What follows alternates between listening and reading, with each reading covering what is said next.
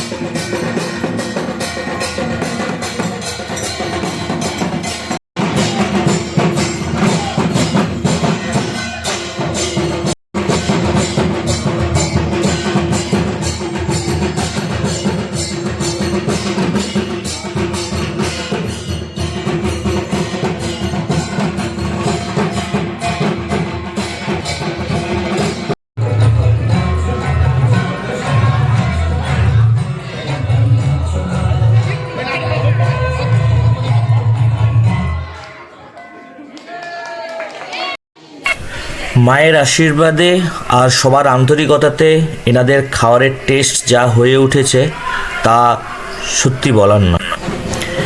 এখন আমরা পুজোর প্রায় শেষের দিকে এসে পৌঁছেছি। অসংখ্য ধন্যবাদ নবারুণ হিন্দু বেঙ্গলি কালচারাল অ্যাসোসিয়েশনকে, বিদেশের মাটিতেও আমাদের এত সুন্দর একটা পুজোর পরিবেশ উপহার দেওয়ার জন্য। আজকে আমরা বেরিয়ে পড়েছি 3 নম্বর দিনের পুজো পরিক্রমাতে। এখানে অ্যাকচুয়ালি সেভাবে তো দিনের বেলা আমাদের ছুটি ছাটা কিছুই থাকে না, অফিস বা স্কুল কোনো কিছুই ছুটি থাকে না। সেই কারণে আমাদেরকে সব কিছুই স্কুল অফিস ম্যানেজ করে সন্ধ্যের পরেই বেরোতে হচ্ছে।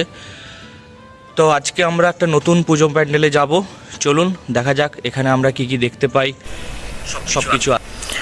আমরা এখন এসে পৌঁছেছি এশিয়ান হিন্দু কালচারাল অ্যাসোসিয়েশনে, যেটা প্রায় 1969-এ এখানে পুজো চালু হয়, প্রায় 56 বছরের পুজো।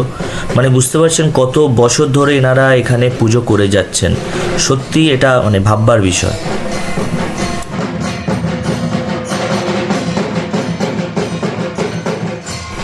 হ্যাঁ, এখন আমি এসে পৌঁছেছি দেবী প্রতিমার মূর্তির সামনে। সত্যি কথা বলতে আমি এসে কিছুক্ষণ স্তব্ধ হয়ে গেছিলাম, কারণ আমি বুঝতেই পারছিলাম না যে আমি বিদেশের মাটিতে দুর্গাপুজো দেখছি নাকি আমি বাংলার মাটিতে দাঁড়িয়ে পুজো দেখছি। আপনারা গেস করতে পারছেন এই মূর্তি কোথাকার তৈরি? হ্যাঁ, একটু ভাবুন, আপনারাও বুঝতে পারবেন এই মূর্তি কোথাকার তৈরি হতে পারে। ঠিকই ভেবেছেন, এটা কুমোরটুলি ছাড়া আর কোথাও তৈরি হতে পারে না। এত সুন্দর কাঠামো, এত সুন্দর মূর্তি, এত সুন্দরভাবে তৈরি করা হয়েছে, সত্যি মন ছুঁয়ে গেছে। মায়ের আশীর্বাদে সবাই খুব ভালো থাকুন, সুস্থ থাকুন, সবার জীবন আনন্দময় হয়ে উঠুক, এই ভেবেই যেন প্রতি বছর আমরা মায়ের পুজো করতে পারি। এখন বাড়ি যাওয়ার পালা। পুজো, দুর্গা পুজো আর রাতের আলো একটু যদি না দেখি তাহলে কিন্তু আমাদের মন ভরে না। সো আমরা বাড়ি ফিরছি। সঙ্গে থাকুন, চ্যানেল সাবস্ক্রাইব করুন, লাইক দেন, কমেন্ট দেন, আপনাদের যা মতামত এখানে জানান। সঙ্গে থাকবেন, আরও ভালো ভালো ভিডিও আপনাদের জন্য যেন তৈরি করতে পারি। সঙ্গে থাকুন।